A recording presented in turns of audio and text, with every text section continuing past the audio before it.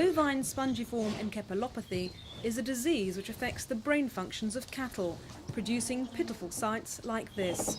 In the early summer, fears about BSE became headline news, with schools in London and the surrounding areas banning beef from their lunchtime menus. Beef sales plummeted. People were worried about the effects of BSE on humans eating affected meat. Since then, the disease has gone out of the media spotlight. But while many people may have forgotten about BSE, here at the government's Central Veterinary Laboratory in Weybridge, they certainly haven't.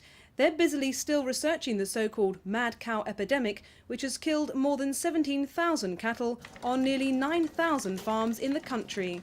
And according to the head of epidemiology at the Surrey Laboratory, cases of the disease aren't likely to drop until the end of the decade. With the feed ban coming in July 1988, we will start to see a drop in 1992, but that is without any cattle-to-cattle transmission.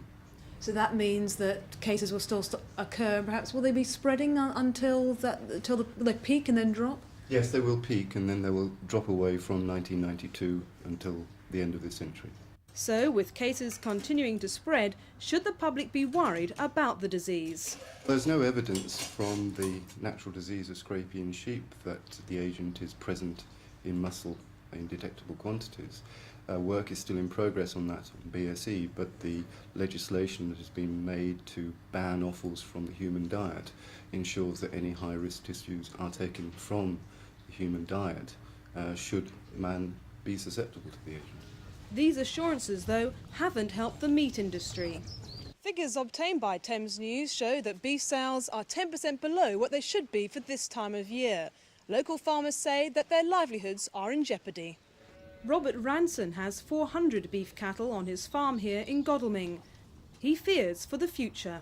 I've got about 200 beef cattle that will be ready to sell come early November to start, and we're not looking forward to it at all because the market is very depressed.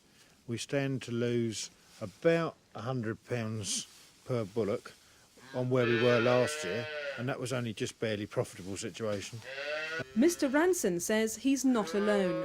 Small farmers, he believes, like himself, could go out of business. This is Githa Hutton in Surrey for Thames News.